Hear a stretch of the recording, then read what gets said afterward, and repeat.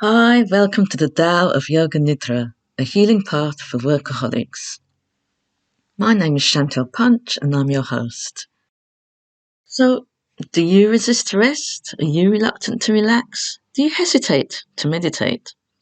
Well, this episode is all about our collective resistance to rest, relaxation and sleep. We know that this is all good for us. Do we know how good for us it is? And if we do, why do we avoid it? There seems to be three broad categories of resistance, though. The first are those who feel that they simply don't have the time to rest because they're so busy. The second group are those who are so stressed that even when they do have the time to rest, they're unable to unwind and relax, but they would if they could. But then there's the third group of individuals who don't want to rest, even though they do have the time or they could make the time, but they feel the need to fill up their time with more and more things to do. And generally, there does seem to be some sort of uneasiness or discomfort around the whole concept of rest and relaxation. A kind of cultural, collective resistance in modern societies.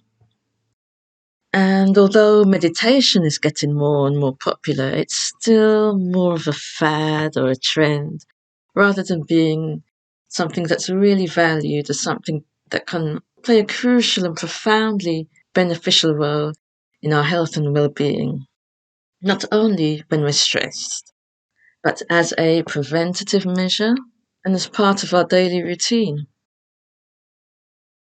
So, what are some of the reasons for this cultural and collective resistance to resting, relaxing, sleeping, or meditating?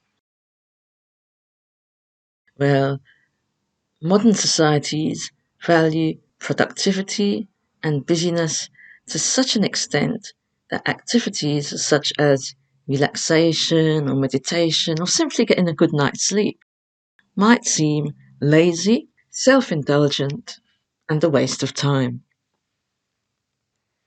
In the movie Wall Street, the character Gordon Gekko, played by Michael Douglas, famously declared that lunch is for wimps.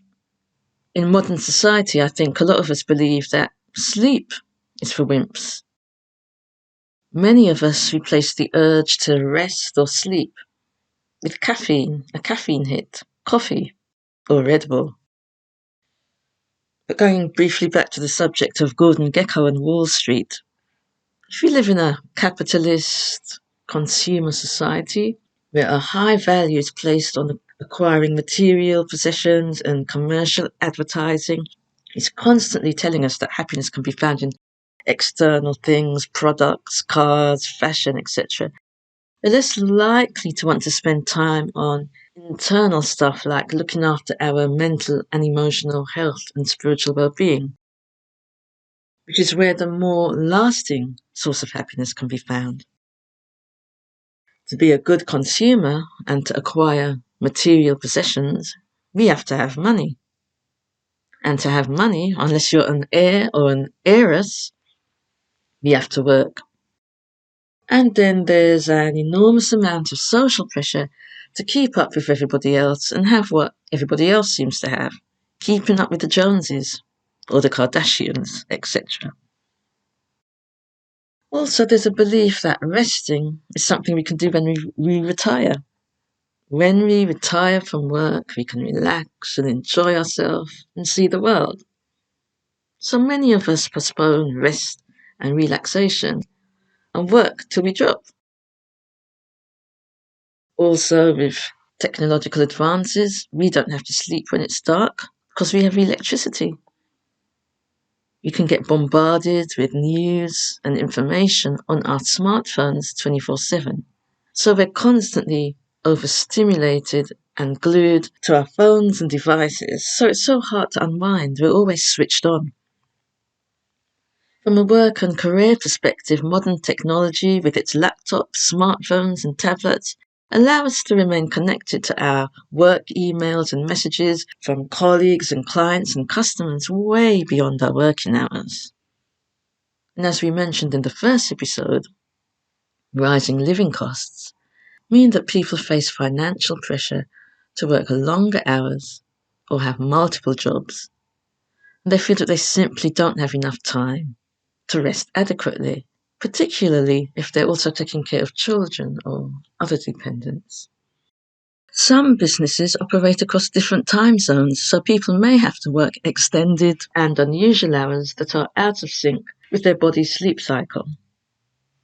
Others may have to work night shifts or extremely long shifts or shifts that change pattern, which can throw their sleep cycles out of whack and make it difficult for them to establish a regular, healthy, habitual sleeping routine. Sometimes in the media, successful business people, entrepreneurs, etc., are portrayed as workaholics in the positive sense of the word. And this is seen as something to aspire to. They're seen as role models. They're labelled as workaholics because this is seen as a good, positive, virtuous thing and a key to success. So there are a lot of social pressures which encourage people to work more and relax less.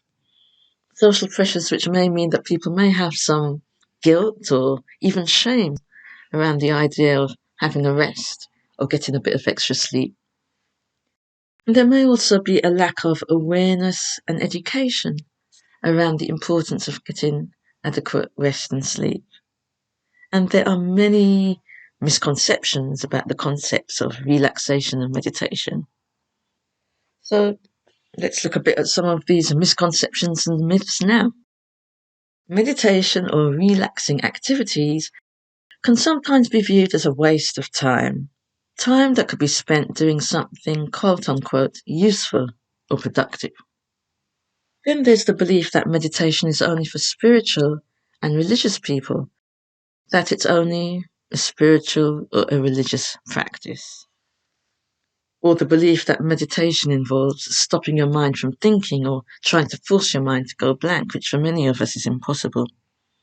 There's the belief that meditation means we have to sit cross-legged in complete silence. Also not true.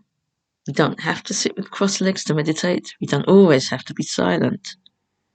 Then there's the myth that it's time-consuming, that you need hours and hours to be able to get yourself into a relaxed or meditative state. And a lot of us simply don't believe that we have the time for that.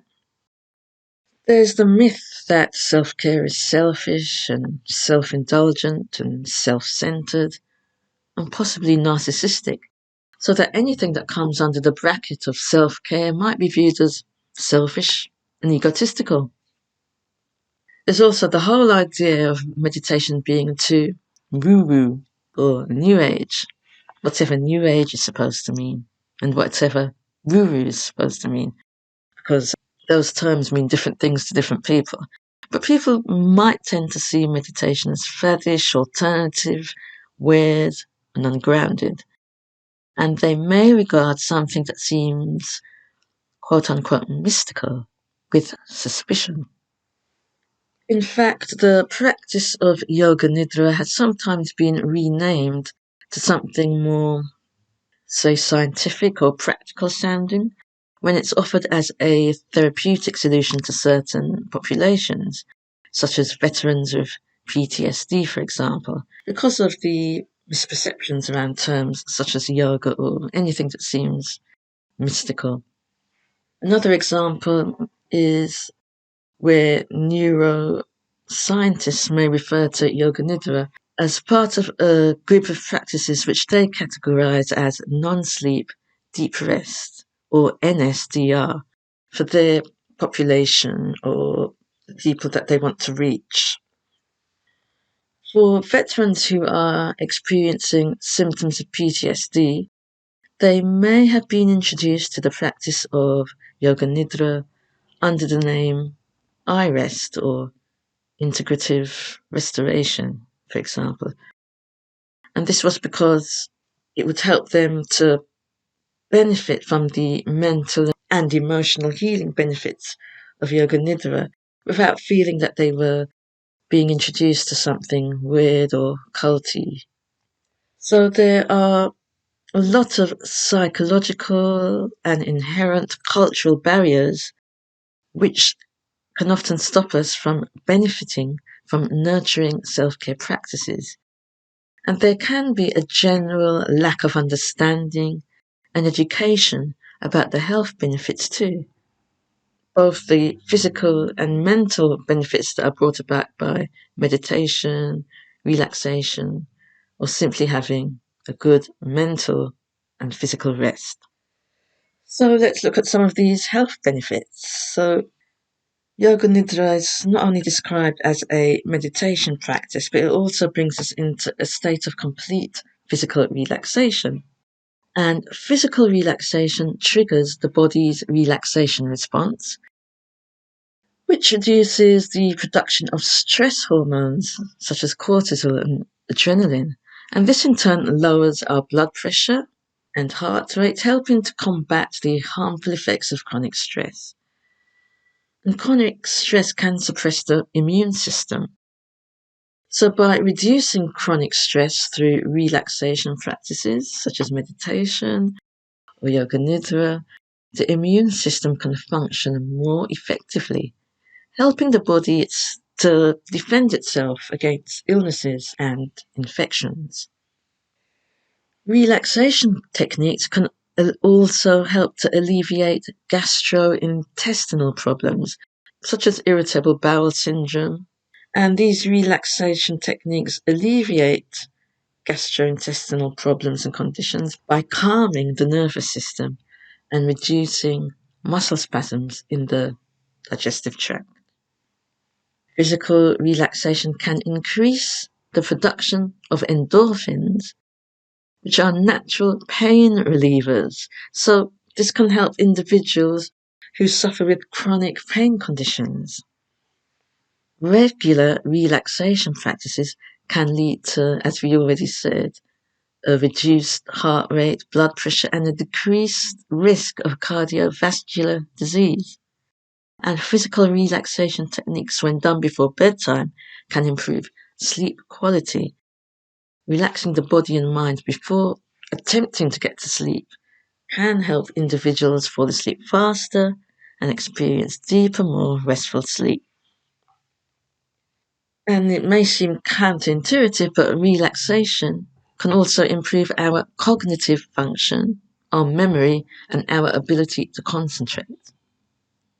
Breathing exercises and techniques can improve lung function and oxygen exchange, leading to better respiratory health. And this also helps with gastrointestinal problems too.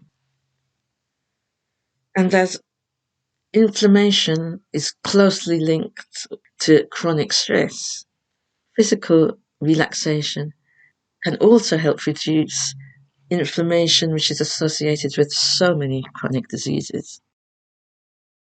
Relaxation and meditation practices also help to balance the autonomic nervous system. And from a psychological and the cognitive perspective, a regular meditation practice can help with the reduction of stress and anxiety, lead to increased emotional stability, improve the mood, and reduce symptoms of depression. A regular meditation practice can enhance problem-solving skills and improve creative thinking and boost emotional resilience and the ability to cope with life's challenges, which is a key feature of Taoism as well. Also, a regular meditation practice can enhance our empathy, our ability to listen to others and to communicate and connect with others in a healthier way. So the next episode of the Tao of Yoga Nidra will be a Yoga Nidra meditation, and that will start with a progressive muscle relaxation technique. Progressive muscle relaxation was developed by an American physician, Edmund Jacobson, around about the 1920s or 30s. Progressive muscle relaxation can help with the relief of headaches and migraines, musculoskeletal pain, helps with reducing anxiety and tension, helps with improving sleep, helps to ease neck pain and lower back pain, and also helps with hypertension. So look out for the next Yoga Nidra meditation practice, which will be combined with a progressive muscle relaxation technique in the following episode. So, until the next time, bye for now.